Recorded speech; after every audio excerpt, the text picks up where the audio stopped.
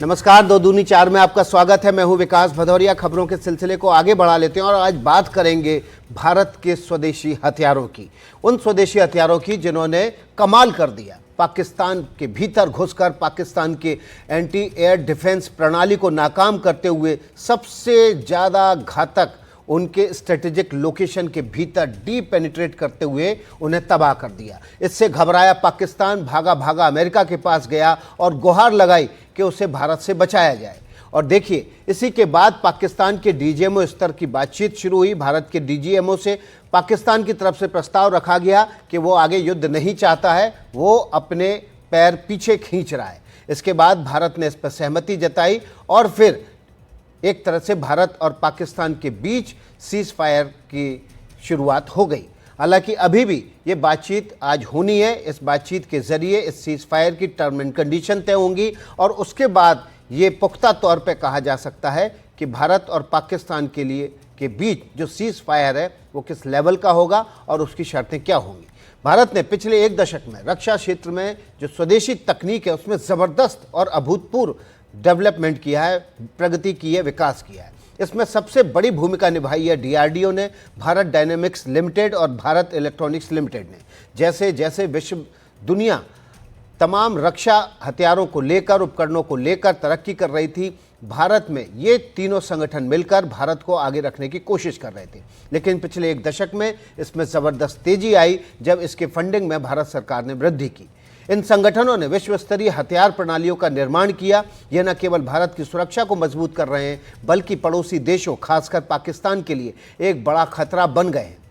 इनमें से कुछ प्रमुख हथियार हैं आकाश एयर डिफेंस सिस्टम। जी हाँ, ये जो सिस्टम है इसने ऐसा भारत के चारों तरफ जाल बुना जिसने आयरन डोम को भी पीछे छोड़ दिया, जिसने दुनिया के सारे इंटीग्रेटेड एयर डिफेंस को पीछे छोड़ दिया और दुनिया अब इसकी तारीफ कर रही है। ब्रह्मोस मिसाइल और स्काई स्ट्राइकल सुसाइडल ड्रोन, ये वो ताकत है भारत की जो भारत में निर्मित हुए हैं। विदेशी इसमें तकनीक का सहारा ज़रूर लिया गया है लेकिन पूरी तरह से स्वदेशी हैं, भारत में ही विकसित करके इनका निर्माण किया गया है।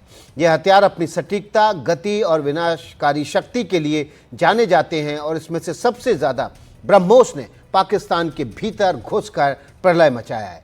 हाल ही में भारत पाकिस्तान तनाव में इनकी भूमिका इन्हें और भी सुर्खियों में ला चुकी है। पूरी दुनिया इन्हीं की चर्चा कर रही है। आकाश, ब्रह्मोस और स्काई स्ट्राइकर जैसे ड्रोन सिस्टम भारत के आत्मनिर्भर भारत के अभियान का हिस्सा हैं। ये हथियार केवल स्वदेशी आयात पर निर्भरता न केवल कम करते हैं बल्कि भारतीय रक्षा उद्योग को और ज़्यादा मजबूत करते हैं।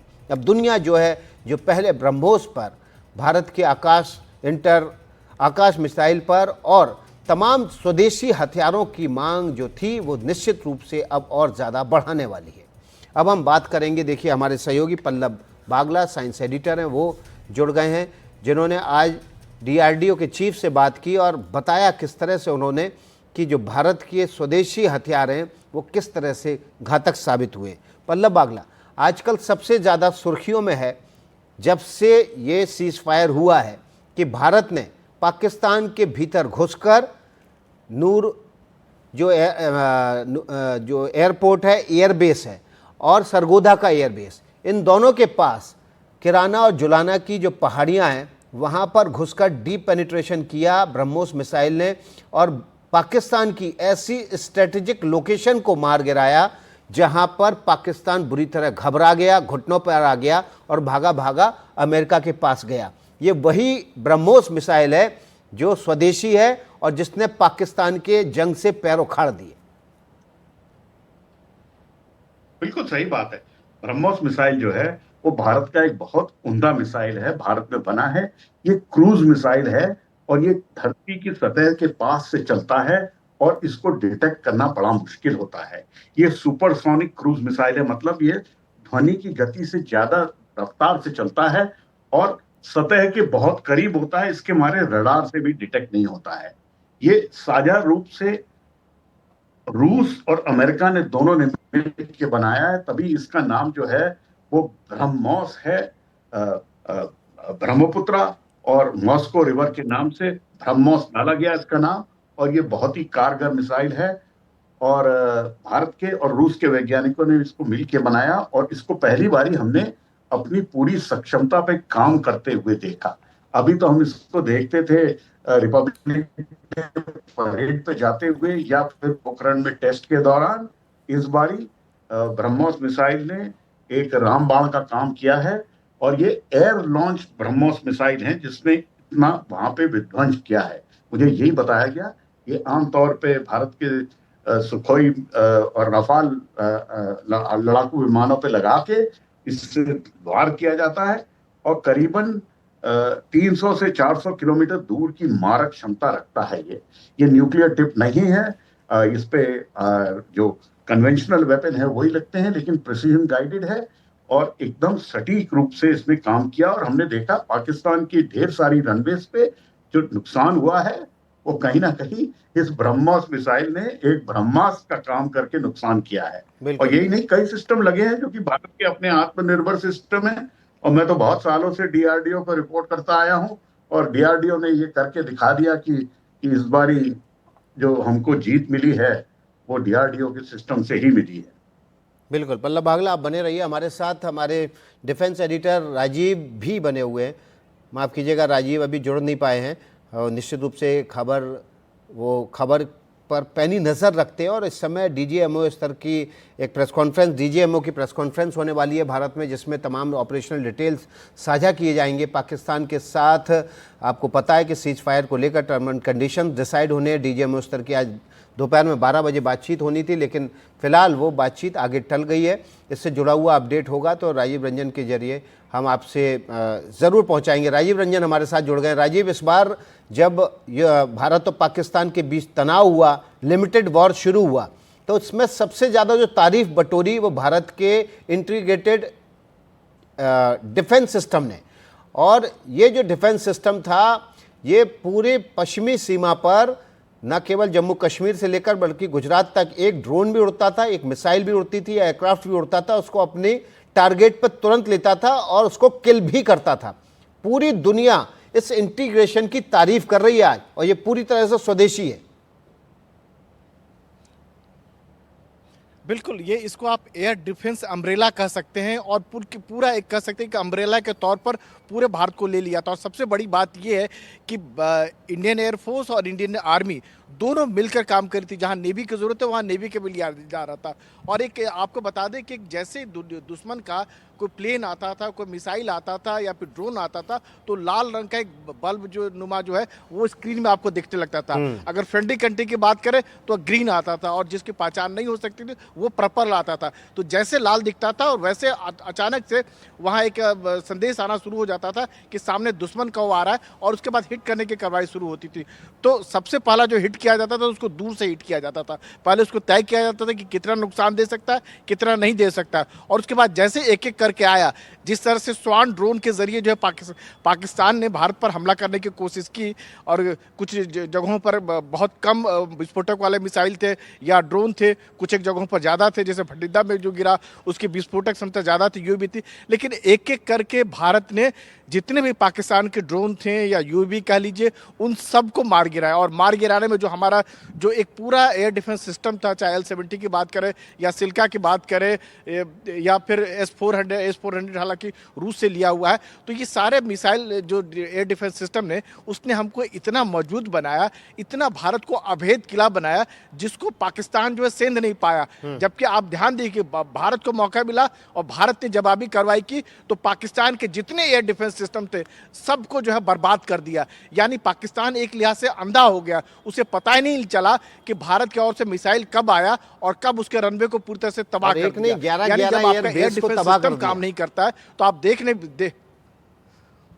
बिल्कुल जब आपका एयर डिफेंस सिस्टम नहीं काम करता है तो आपको पता नहीं लगता है कि दुश्मन की तरफ से यूएवी आ रहा है, मिसाइल आ रहा है या फिर कोई आ रहा है।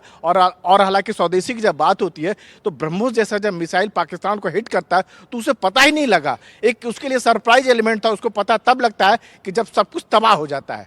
जी राजीव रंजन, आप मेरे साथ बने रहिए। देखिए, एक बार हम आपके सामने ब्रह्मोस की खासियत रख देते हैं। स्वदेशी मिसाइल है, पूरी तरह से देश में बनी हुई है।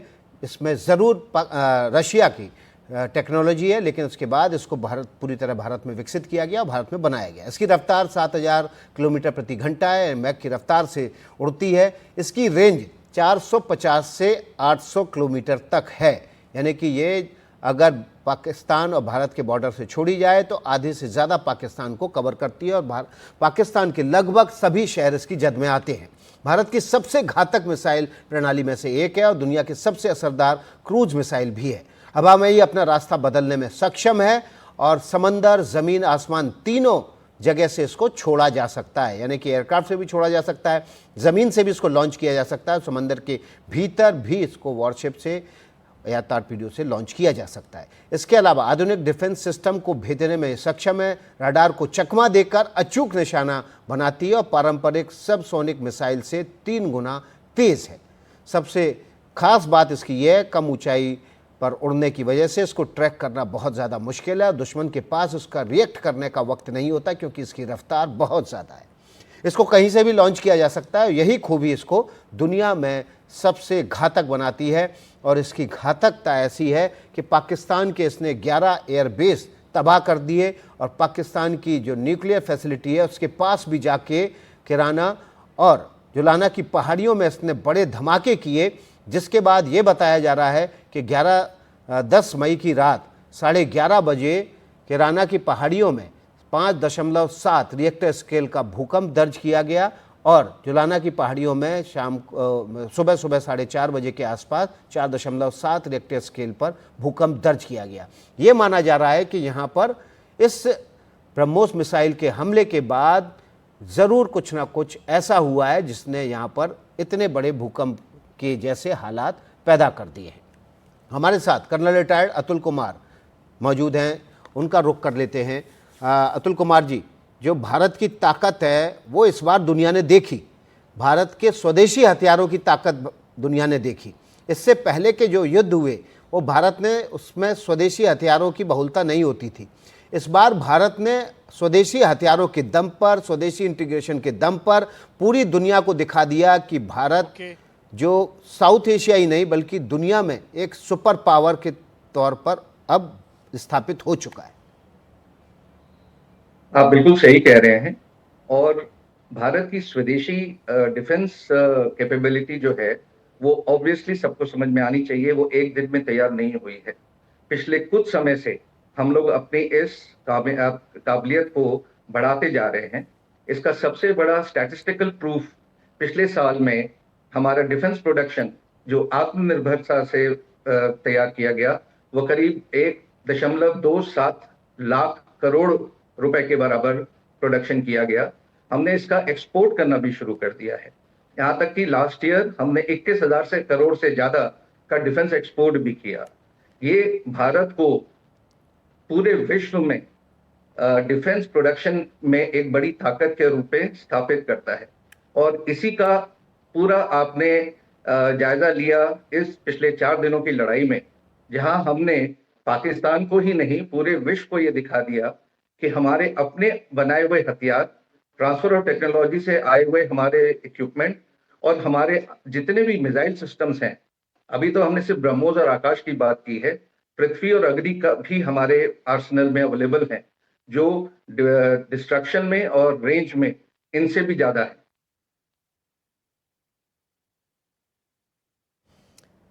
तो देखिए, हमने आपके सामने जो भारत की स्वदेशी ताकत है वो रखी और हमने बताया आपको किस तरह से भारत ने अपने ब्रह्मोस के दम पर पाकिस्तान के एक नहीं बल्कि 11 एयरबेस को एक एक करके हम वो नाम आपके सामने रखेंगे और बताएंगे कैसे ब्रह्मोस ने पाकिस्तान के भीतर घुसकर डीप पेनिट्रेट करके उसके रडार को चकमा दे के, उसके एयर डिफेंस सिस्टम को चकमा दे के 11 एयरबेस तबाह कर दिए। इसमें नूर खान एयरबेस जो कि इस्लामाबाद के पास है, सरकोदा एयरबेस, और ये दोनों एयरबेस इसलिए महत्वपूर्ण है क्योंकि ये उनके स्ट्रेटेजिक लोकेशन भी हैं। यहाँ से न केवल वो अपने एयरक्राफ्ट को उड़ान भराते हैं बल्कि यहाँ से वो घातक हथियारों को भी भारत की तरफ लॉन्च कर सकते हैं। यहाँ तक कि इनकी न्यूक्लियर फैसिलिटी भी इन्हीं 2 एयरपोर्ट के आसपास है। और यहाँ पर जब भारत ने घुसकर ब्रह्मोस के जरिए वार किया तो पाकिस्तान को ये समझ में आ गया कि अब वो भारत के आगे टिक नहीं पाएगा और यही वजह है। और ये देखिए हम आपको दिखा रहे हैं भारत की स्ट्राइक की ताकत। जैकोबाबाद पाकिस्तान में ये वो एयरबेस है जो सेना के लिए बेहद महत्वपूर्ण है। इसमें हमले से पहले की तस्वीर और हमले के बाद की तस्वीर भी आपको दिखा रहे हैं।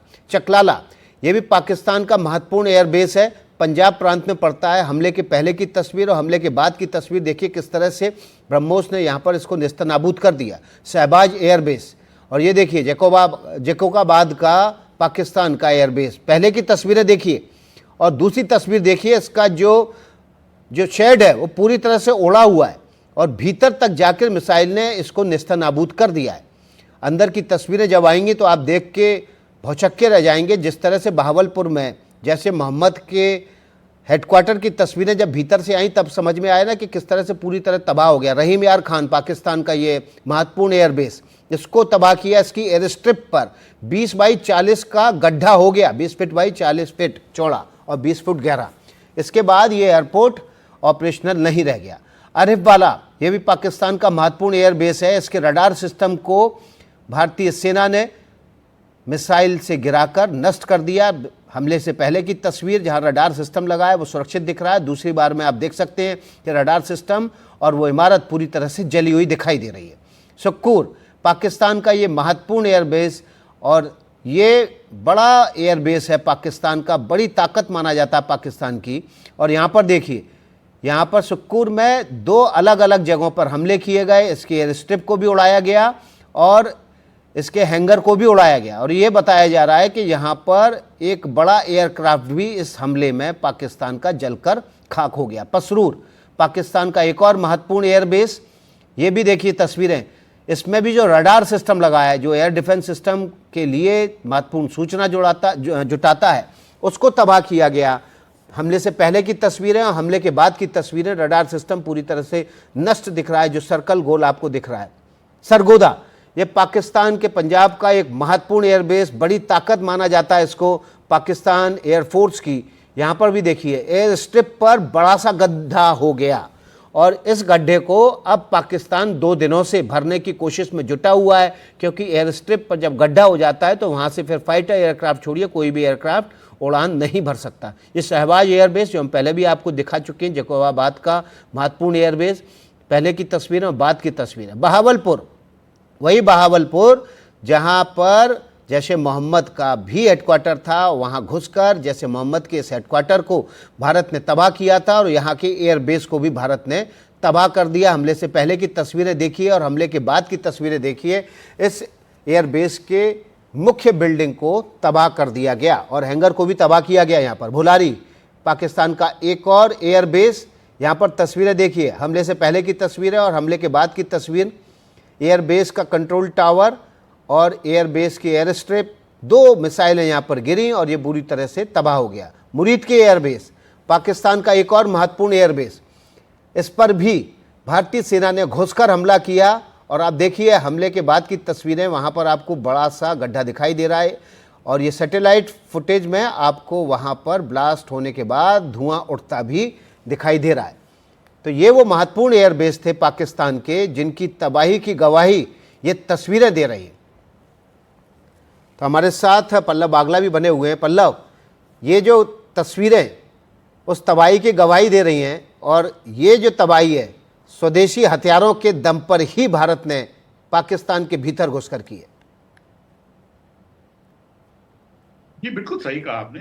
ब्रह्मोस मिसाइल ने तो काम किया दुश्मन की सरहद पार के जो काम करना था, लेकिन जब पाकिस्तान हमारे ऊपर एक के बाद एक हमला कर रहा था ड्रोन से, अनमैन्ड एरियल व्हीकल से, तब भी हमारे आत्मनिर्भर भारत के बने हुए हथियार जो हैं, आकाश मिसाइल जो कि एयर डिफेंस के लिए बहुत कारगर है। और इससे पहले मैंने डॉक्टर प्रहलाद जिन्होंने इसको बनाया था उनसे बात की थी और उन्होंने बताया कि वो रात उनके लिए सबसे खुशी की रात थी, क्योंकि पहली बारी उन्होंने आकाश मिसाइल को अपना काम करते हुए देखा। अभी तक केवल उन्होंने उसको परेड में देखा था या टेस्ट में देखा था, लेकिन वो बहुत खुश थे। उसके साथ ही एंटी ड्रोन सिस्टम जो है ये भारत में ही बनाया गया और एंटी ड्रोन सिस्टम ने हजारों ड्रोन जो थे पाकिस्तान के, उनको उन्होंने नेस्तनाबूद किया। और ये बहुत खास बात है, डॉक्टर सतीश रेड्डी जो पूर्व सलाहकार हैं रक्षा मंत्री के, उन्होंने मेरे को बताया था, आज ही मैंने उनका इंटरव्यू किया था कि ये सारे आत्मनिर्भर जो हमारे हथियार हैं, इसके बारे में दुश्मन को कोई भी जानकारी नहीं थी। अगर आप देखिए इंपोर्ट करते हैं वेपन्स, तो वही वेपन आपका दुश्मन देश भी इंपोर्ट करके उसके बारे में जानकारी हासिल कर लेता है। जब आपके अपने बने हुए होते हैं तो दुश्मन के पास उसकी जानकारी नहीं होती, और जब अपने बने हुए हथियार हैं तो हमारी सेना को उसके ऊपर बहुत ज्यादा पता भी होता है। इसी मारे हमने देखा हमारा ब्रह्मोस मिसाइल, आकाश मिसाइल, हमारा एंटी ड्रोन सिस्टम, हमारे अपने जो रडार्स हैं, रडार्स में भारत की बहुत काबिलियत है। और उसी तरह से इन सब के बीच में भारत की इंडस्ट्रीज ने भी बहुत कंट्रीब्यूट किया है। ढेर सारी इंडस्ट्री है, Bharat Electronics Limited, Bharat Dynamics Limited, Ananth Technologies, इन सब ने बहुत कंट्रीब्यूट किया है भारत के हथियारों को अपनी सक्षमता और मारक क्षमता देने के लिए। तो भारत के वैज्ञानिक, भारत की पॉलिटिकल क्लास और भारत की जो अपनी इंडस्ट्री है, उसने मिल करके दिखा दिया कि आत्मनिर्भर होना कितना जरूरी है। हम बाहर से हथियार इंपोर्ट करते हैं तो उसकी जानकारी लोगों को मिलती है, और कभी भी जब आप इंपोर्ट करेंगे तो आपको अव्वल दर्जे का हथियार नहीं मिलेगा, दूसरे या तीसरे किस्म का हथियार ही मिलता है।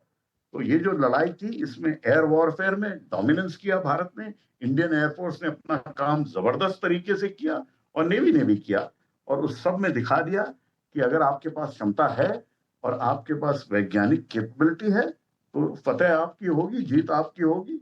और वो दिखा दिया, घुटने टिका दिए, पाकिस्तान के घुटने टिक गए, नेगोशिएटिंग टेबल पे आ गए, सीज फायर मांगा। तो देखिए ये ताकत होती है आत्मनिर्भर भारत बनाने की।